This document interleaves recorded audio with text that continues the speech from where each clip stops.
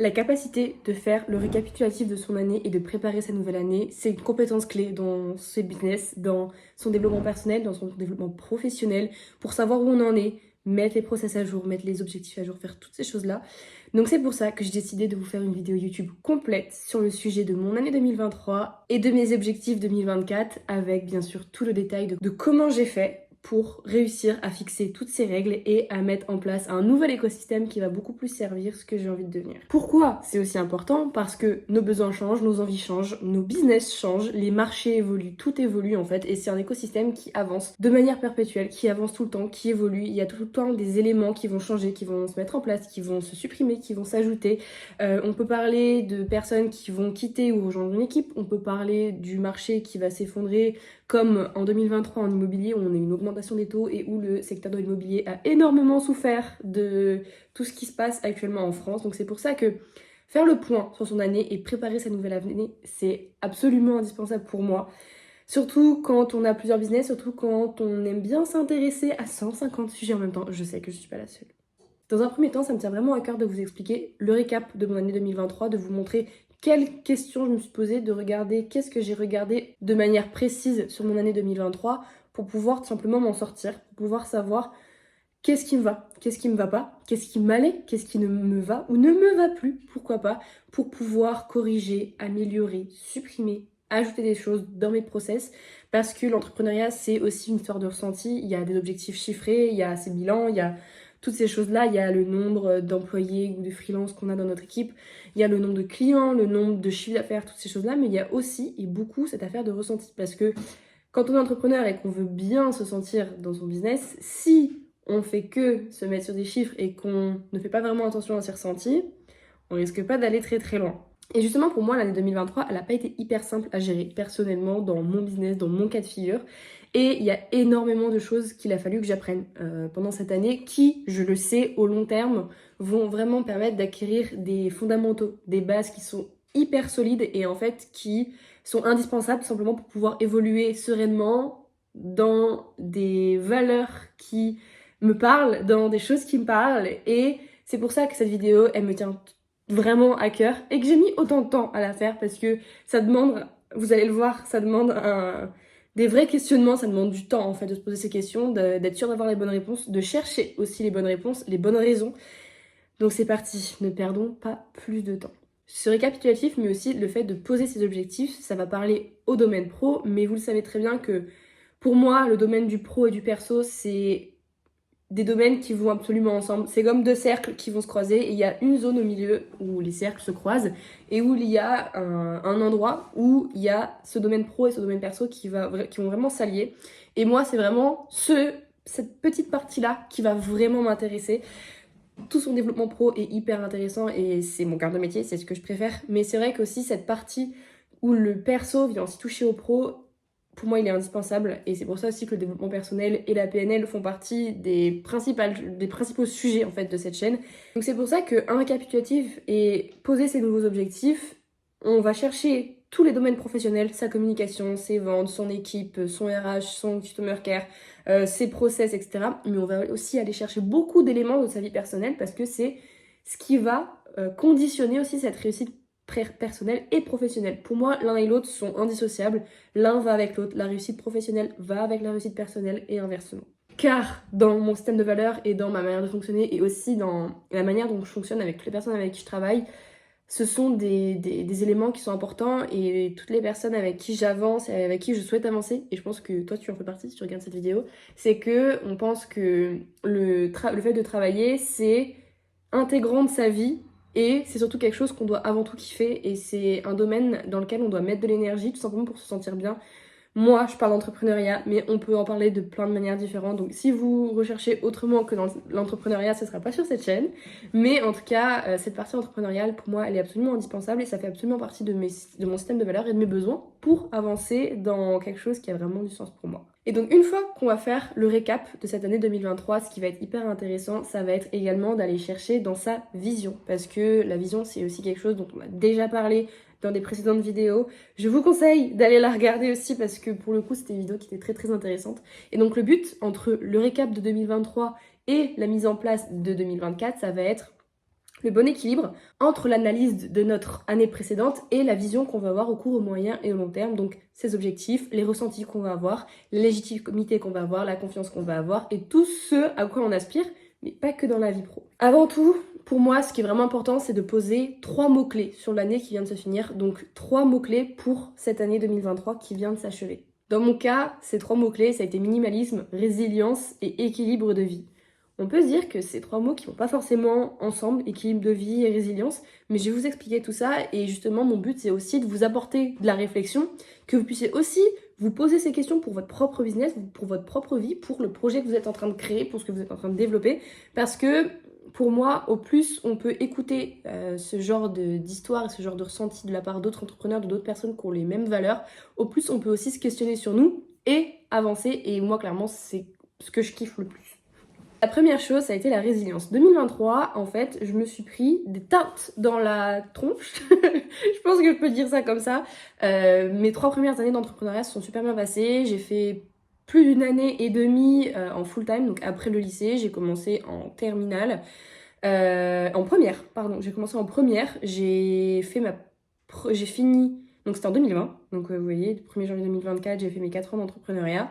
J'ai fait mes 2 premières années d'entrepreneuriat pendant le lycée et 2 autres années, donc en comprenant 2023, 100% à mon compte. Donc je suis partie chez mes parents, j'ai arrêté les études et je me suis mis à 100% dans mon activité.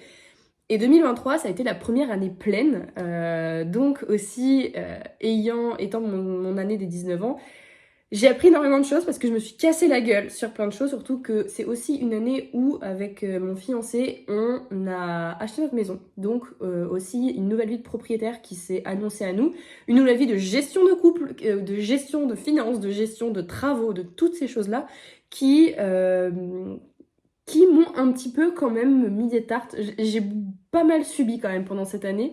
Sachant que c'était un gros travail pour moi dans la PNL, c'était ma deuxième année de travail en PNL avec mon mentor Fabien. Pourtant, être acteur de sa vie, c'est un chapitre très important en PNL, puisque forcément c'est le but de pouvoir faire ce qu'on a envie, d'aller dans le sens où on veut aller. Mais c'est vrai que en appliquant en fait tout ce que j'ai appris pendant ma première année et en continuant d'appliquer tout ce que j'ai appris sur ma deuxième année de PNL, et ben j'ai eu du mal. Et donc c'est vrai que j'ai eu plein d'expériences en fait auxquelles je ne m'attendais pas et que je n'ai pas forcément su gérer, mais desquelles j'ai appris énormément de choses et c'est ça qui est le plus important. Deuxième mot-clé, ça a été le minimalisme. Donc pourquoi le minimalisme après la résilience? Parce que tous ces événements qui m'ont un petit peu marqué financièrement, personnellement, professionnellement, en termes de recrutement, en termes d'équipe, en termes de gestion de mes clients, en termes de légitimité, de confiance, tous ces points-là en fait qui sont pour moi indispensables pour avancer, pour réussir. Et moi c'est vraiment le truc que je préfère travailler dans mon business, mais aussi dans les personnes que j'ai dans Synergie, dans mon coaching, mon accompagnement. Toutes ces expériences-là m'ont mené à la réflexion de me dire en fait j'ai voulu aller trop vite dans plein de sujets. J'ai voulu développer une équipe la plus grande possible, avoir le plus gros chiffre d'affaires possible, alors que ça n'avait pas de sens pour moi. Et en fait, c'est pour ça aussi que je dis que je me suis pris un peu des tartes, quoi, parce que j'allais dans des objectifs qui correspondaient pas à 100% dans ce que je voulais. Et du coup, en fait, ça m'est revenu pleine face aussi, parce que j'avais des mauvaises gestions. J'avais jamais appris à gérer une SASU, parce que oui, cette année 2023 aussi, j'ai créé une vraie structure juridique. J'étais en micro jusqu'à présent. Donc en fait, il y a eu tous ces événements-là et j'ai essayé d'être sur tous les fronts, sauf qu'au bout d'un moment, quand tu fais ta première fois dans plein de domaines, surtout dans les domaines de acheter une maison de 165 mètres carrés et de la rénover entièrement en couple, quand on parle de créer une SASU, quand on parle de recruter, quand on parle de faire exploser un chiffre d'affaires à plus de 100 000 euros sur l'année, hors taxe bien sûr, en fait au bout d'un moment on peut pas suivre partout et du coup toutes les grosses remises en question que j'ai eues sur tous les domaines, elles m'ont amené à un questionnement de minimalisme et à me dire en fait j'ai pas besoin de tout ça. J'ai pas besoin d'avoir une équipe de 100 personnes, j'ai pas besoin d'avoir 1 million de chiffre d'affaires en objectif, j'ai pas besoin d'avoir 150 000 clients, j'ai pas besoin d'avoir des process automatisés parce qu'en fait la plupart des entrepreneurs pensent que en fait le mieux du mieux c'est de pas bosser et de gagner de l'argent, sauf qu'en fait moi c'est pas du tout dans mes valeurs, c'est pas du tout ce que je cherche, c'est pas du tout ce que je prône. Donc en fait j'ai fait un énorme ménage, mais quand je vous dis que j'ai fait un énorme ménage, toutes les grosses remises en question que j'ai eues sont derrière amenées à un raisonnement de minimalisme, à me dire en fait je vais enlever un maximum de choses au lieu d'essayer d'ajouter des choses en permanence et du coup de me concentrer sur moins, mais de faire mieux et de faire surtout des choses qui ont du sens pour moi, qui me font kiffer, qui me permettent de répondre à mes besoins, qui me permettent de faire tout ce que j'ai envie de faire et de devenir actrice et pas de subir ces événements-là. Et ensuite, dernier point, l'équilibre de vie, parce que j'en ai parlé dans plein de podcasts, j'en ai parlé dans plein de contenus. Milieu 2023, j'ai eu une baisse de chiffre d'affaires, ce qui m'a amené forcément à avoir un petit peu moins de travail pendant ma première année, depuis mi-2021, mi-2021 jusqu'à fin 2020, début 2023.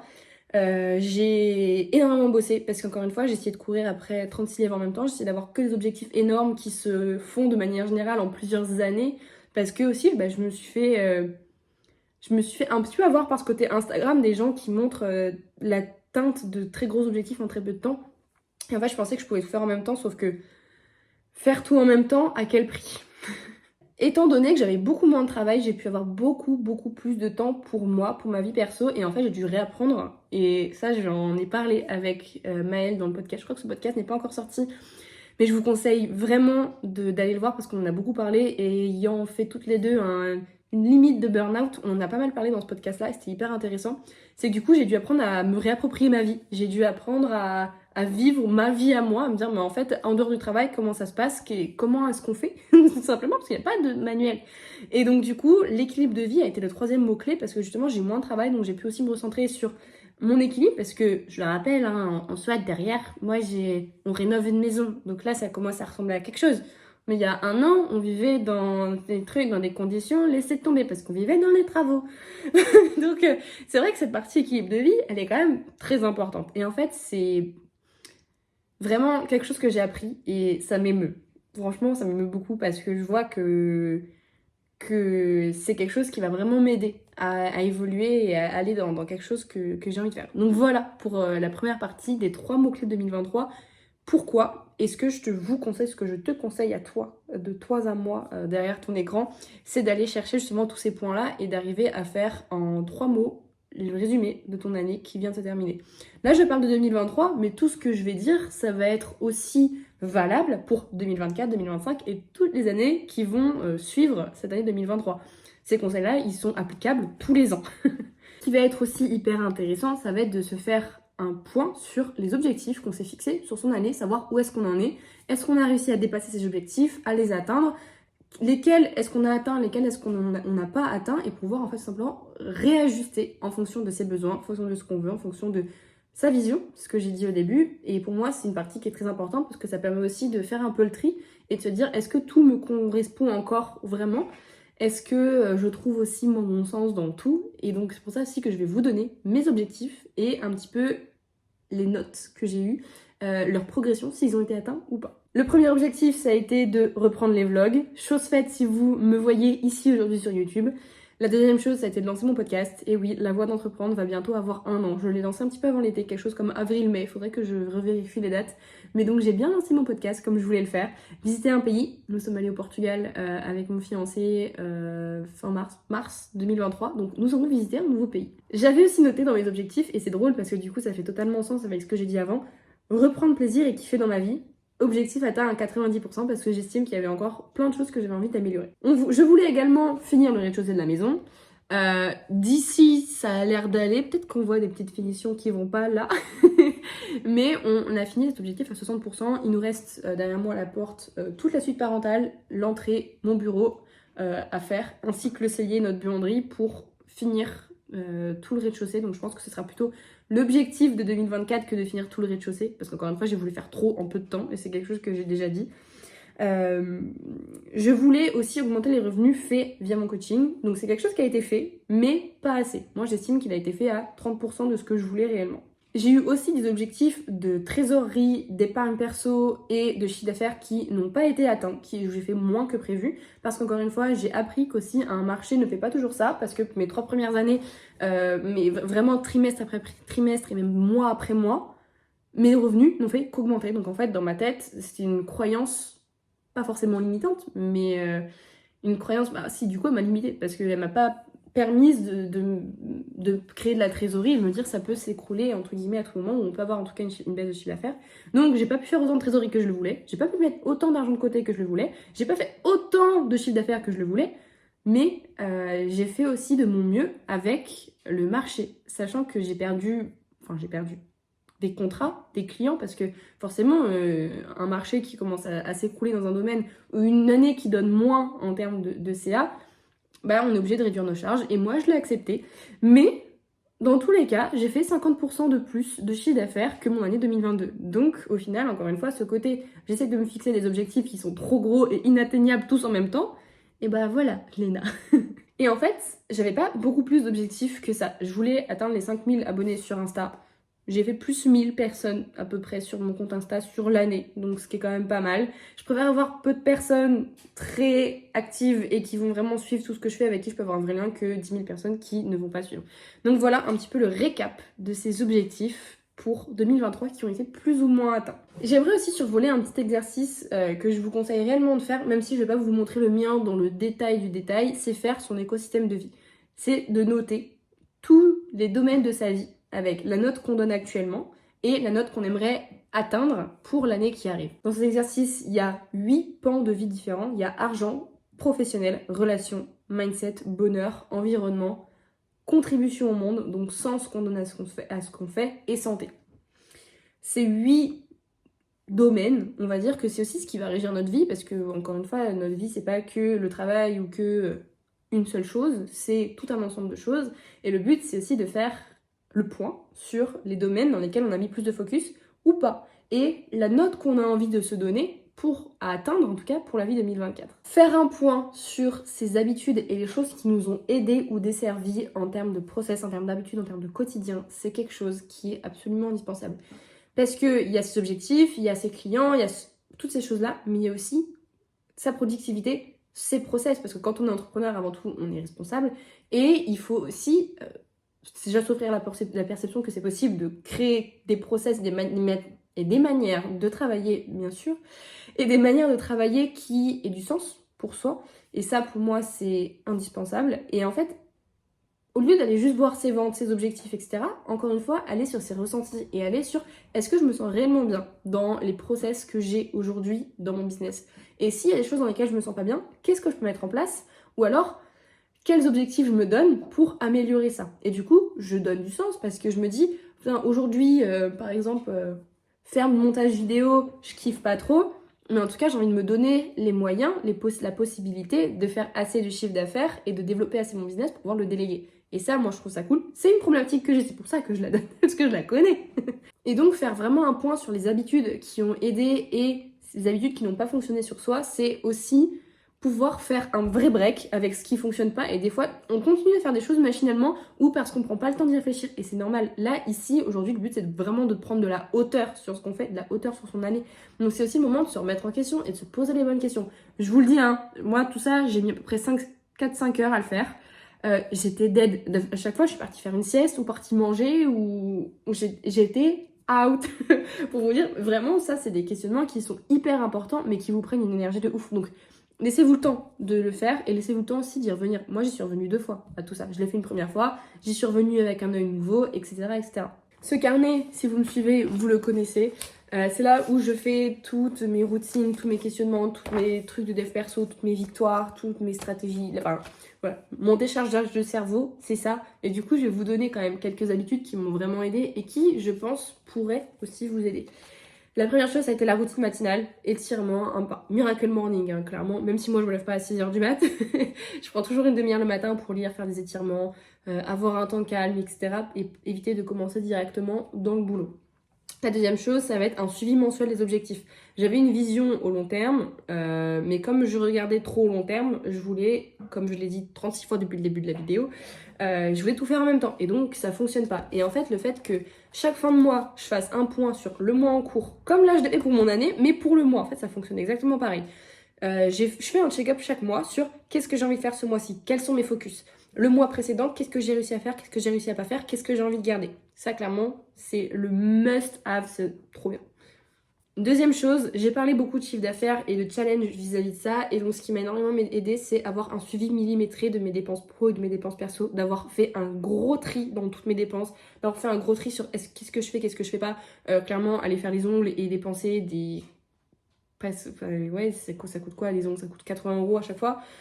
Ça, plus. Nanana. Et en fait, au final, tu te retrouves à dépenser plein de choses qui font pas forcément sens. Et en fait, quand tu regardes à la fin de l'année, tu te dis, ouais, mais en fait, si j'avais économisé ça, j'aurais pu faire ça, j'aurais pu soit avancer mes travaux, soit voyager, etc.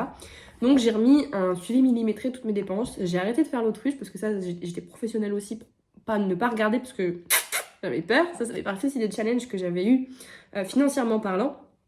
Avoir une comptabilité à jour parce que j'ai découvert les joies de la compta en société et que quand tu reviens sur tes comptes après 6 mois et tu ne te souviens plus de à quoi correspond telle ligne, et ben je peux vous dire que c'est chiant. Donc du coup maintenant je fais une suivi de compta millimétrée tous les mois en même temps que mes objectifs mensuels.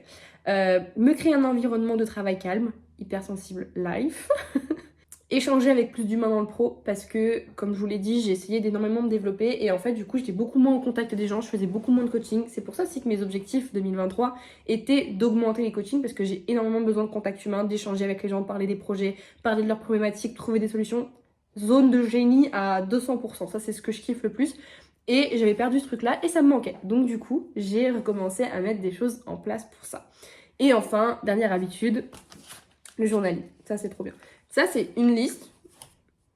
C'est la vraie liste. Hein. Vraiment, je ne vous mens pas. C'est les vrais exercices que j'ai faits. Je vous lis exactement tout ce qu'il y a tout à l'heure.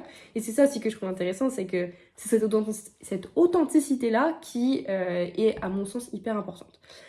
Ensuite, les habitudes qui n'ont pas fonctionné, l'irrégularité dans mon bien-être, des fois où tu te dis, ah, bah, je vais sauter la routine, ou je vais sauter un moment pour moi, etc. Ou après, bah, t'es stressé et tu te demandes pourquoi. Sauf que voilà, mauvais choix. Le montage des vlogs et des podcasts, c'est pas la partie que je préfère, honnêtement. Et comme je l'ai dit juste avant, j'aimerais bien pouvoir le déléguer à moyen terme. Autre habitude qui n'a pas fonctionné, c'est de ne pas se vider la tête après le travail. Ça, c'est quelque chose qui ne fonctionne pas, les amis. Je suis désolée. Quand je passe une journée où je suis à fond dans ma tête et qu'après une demi-heure, une heure après, il faut aller dormir, je me fais des insomnies. Donc du coup, j'ai appris à avoir du temps calme après le travail. Et enfin, la dernière chose, c'est ne pas avoir une certaine rigourosité sur des détails que j'ai dans mes prestations de service parce que étant overbookée tout le temps dans ma tête pendant trop longtemps, j'ai pris la malheureuse habitude de ne pas tout le temps me relire, de ne pas tout le temps tout vérifier vraiment hyper carré. Même si mon organisation, moi je la trouve hyper bien à 95%, bah, les 5 petits pourcents qui restent pour atteindre ce que je veux, pas pour atteindre l'imperfection, mais pour en tout cas atteindre les standards que je veux avoir. Les petits 5% restants, et ben, ils m'ont porté défaut quand même à certains moments, dans des rendus de projet, dans des petites choses, sur des petites coquilles, des petits couacs qui se passaient. Et en fait, tout ça parce que j'étais tellement été à fond pendant tellement longtemps que du coup, j'ai pris cette habitude-là de faire vite parce que dans ma tête, je suis toujours dans le oh là là, faut aller vite, faut aller vite. Sauf que ça ne fonctionne pas. Donc, encore une autre habitude qui n'a pas fonctionné. Encore une fois, je mets pas 150 000 choses parce que, encore une fois, j'ai envie de me concentrer sur peu et de les faire bien. Mais cet exercice, il est pour moi indispensable et il m'a vraiment aidé à me dire, mais en fait, qu'est-ce que je garde pas dans mes routines, dans mon quotidien, etc., etc. Enfin, tout ça pour aller sur 2024, au moment où le soleil se lève. Est-ce que c'est pas génial? Tout ça, ça m'a permis de faire un point. En accord avec la vision que j'ai mise en place depuis le début en fait, quand j'ai commencé à m'intéresser à l'entrepreneuriat. Avant l'entrepreneuriat, j'étais plus intéressée par le dev perso qui m'a ensuite amenée sur l'entrepreneuriat. Donc en fait, cette vision, je l'ai travaillée depuis des années. Je la travaille tout le temps. Moi, quand je me lève, en fait, ce qui me motive, c'est juste de regarder devant moi et d'imaginer en fait devant moi tout ce que je veux accomplir, tout ce que je veux être, tout ce que j'ai envie d'avoir, tout ce que j'ai envie de réaliser, de faire. Et en fait, rien que ça, c'est quelque chose qui me motive. Et donc, c'est quelque chose que je travaille depuis tellement longtemps que rien que de faire la rétrospective de 2023, ça me permet de me remettre un cadre, un vrai cadre, beaucoup plus strict pour le début de l'année. Encore une fois, strict, c'est pas quelque chose d'inconfortable, loin de là. Mais avant de poser des objectifs clairs pour 2024, j'aimerais bien vous expliquer aussi le fait de poser des intentions. Et pas seulement des objectifs, parce que des objectifs, c'est clair, c'est carré, c'est mesurable, c'est comme des chiffres, c'est très carré. Et des intentions, c'est un peu plus lié au ressenti qu'on a. Et donc c'est pour ça que ces intentions, elles sont absolument indispensables, parce que Ces ressentis, encore une fois, ils sont importants. Comment on se sent dans son business, comment on se sent dans sa vie, si on se sent heureux ou malheureux, si on va vraiment dans quelque chose de vraiment que noir ou que blanc, et ben c'est important. Si on se sent malheureux, pourquoi est-ce qu'on s'en mettrait à faire tout ça? Et dans mon cas, j'ai mis 6 intentions que j'aimerais vraiment garder sur cette année 2024 et sur lesquelles j'aimerais me focus pour aussi pouvoir prendre les meilleures décisions possibles pour moi, pour mon développement et pour ce à quoi j'aspire, tout en étant en dehors d'une potentielle zone de stress ou autre, parce que quand on a peur, quand on est stressé, etc., et ben on est plus à même de faire des choix qui ne vont pas nous correspondre. La première chose, c'est d'avoir beaucoup plus de temps léger, dite temps de SEO, donc de gestion de sa boîte, où on peut vraiment prendre du recul, prendre de la hauteur sur ce qu'on fait, parce que c'est là où personnellement je me sens le mieux, parce que vous le voyez depuis tout à l'heure, de toute façon je suis à fond, j'adore vous parler de tout ça en fait, parce que c'est aussi moi ce qui me plaît, c'est d'être dans la hauteur des business, c'est pas dans l'opérationnel, d'être dans la technicité, etc., mais d'être dans la vision de l'entrepreneur, sur sa gestion, sur comment est-ce qu'il se sent, PNL, entrepreneuriat, voilà, tous ces sujets-là, c'est quelque chose qui me fait kiffer, et j'ai envie de plus le mettre en place pour moi, d'avoir plus de moments de hauteur sur mon business. La deuxième chose, c'est donner plus de sens et aller plus dans la complexité des projets, sur le pourquoi du comment, sur les réflexions, les cheminements des personnes, des projets, des choix de stratégie, des choix de développement. Voilà, toutes ces choses-là, j'ai envie de vraiment aller beaucoup plus loin dans le sens de continuer à vraiment me former cette fois-ci en PNL, passer des certifications, etc. pour aller beaucoup plus loin dans ce côté-là et encore une fois dans ce côté un temps qui est beaucoup plus léger, qui est beaucoup plus en hauteur sur ce qu'on veut faire, sur ses objectifs, sur son avancée, son marketing, sa com, ses ventes, etc. etc. La troisième chose, c'est avoir ce sentiment de fierté beaucoup plus prononcé dans mon quotidien. Parce que c'est vrai que quand t'es dans les problèmes, les trucs à gérer, les machins, bah ce sentiment, il est carrément étouffé. Et prendre encore une fois de la hauteur, du temps léger, c'est même tous les jours noter ses victoires, capitaliser sur ce qui est important, sur ce qui est cool et vraiment capitaliser sur cette fierté qu'on ressent. Et ça, c'est clairement la chose sur laquelle j'ai envie de me focus. Je l'ai eu pendant cette année 2023, bien sûr, mais pas de manière hyper régulière. C'était plutôt des montagnes russes, on va dire, qu'une courbe linéaire. En cinquième, c'est tout l'inverse en fait, je suis en train de m'apercevoir de l'année 2023, ça va être de stabiliser mes fondamentaux, clients, équipe, trésor, projet. Ce sont les 4 points principaux. Trésorerie, pouvoir se reposer sur quelque chose de stable. Une équipe, peu de personnes, mais des personnes avec qui je travaille au long terme, avec qui on a une super ambiance. La trésorerie pour la stabilité financière, le bien-être de la boîte, etc. Et les projets, parce que moi ce que je kiffe, c'est pas juste faire du one shot et ensuite plus entendre parler de la personne, parce qu'encore une fois, ça aurait pas de sens par rapport à la partie développement PNL, SEO au long terme, etc. Donc mon but, ça va être d'avoir des clients, des personnes, des collaborateurs, même parfois des amis, des potes, avec qui on va vraiment se développer au long terme et des personnes avec qui vraiment je travaille avec mon agence, avec mes coachings, mes accompagnements, mon consulting, etc. Les conférences aussi.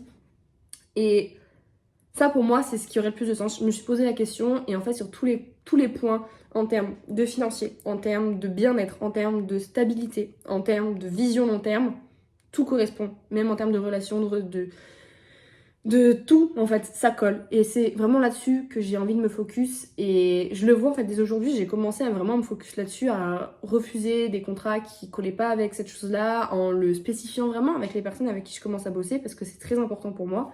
Et je sens que ça commence déjà à prendre cette direction. Donc là je suis hyper fière, je suis hyper contente. Le cinquième point, j'ai mis contrôle et vision. En fait, c'est juste tout ce dont je vous parle depuis tout à l'heure. J'ai envie de l'avoir plus. Et ça colle encore une fois avec le premier point qui est avoir du temps plus léger, avoir du temps de SEO, avoir du temps au-dessus de son business et pas dans l'opérationnel, dans la technique, dans la réponse, dans les coachings, etc. Mais d'avoir du temps au-dessus. Ça fait partie aussi du travail, de la vision et du contrôle qu'on a aussi par rapport à tout ça et d'avoir la stricte responsabilité des choix qu'on va avoir. Quand je parle de contrôle, je parle de ça. Je parle de dire faire des choix en toute conscience, c'est pas parce qu'on a peur de manquer, pas parce qu'on a peur de faire ci, de se faire ça ou parce qu'on a des blocages. Et le sixième point, c'est pouvoir se reposer sur ma trésorerie. Donc là, on parle purement de trésorerie professionnelle sur ma SASU. J'ai envie de pouvoir me créer une vraie stabilité, quelque chose sur lequel me reposer au long terme parce que pour avoir traversé la baisse de chiffre d'affaires et du coup tous les soucis que ça engendre quand derrière t'as des charges, t'as tout ça, j'ai vu ce que ça faisait, j'ai vu le stress que ça induisait, j'ai vu ce que ça a aussi comme répercussion sur une vie personnelle et je ne veux plus que ça se passe. Donc voilà mes 6 intentions pour 2024. Intentions desquelles vont découler les 3 mots-clés de 2024. On va boucler la boucle comme on l'a fait pour 2023 pour faire notre récap. On va poser nos 3 mots-clés, nos 3 intentions, enfin nos intentions et nos 3 mots-clés pour 2024. Et donc ces 3 mots-clés, le premier, et vous allez le découvrir, tout va couler de sens. Le premier mot-clé, c'est sens. Le deuxième mot-clé, c'est stabiliser. Et le troisième mot-clé, c'est légèreté. On va se laisser là-dessus. Je vous remercie d'avoir regardé cette vidéo et je vous dis à la semaine prochaine pour un nouveau vlog.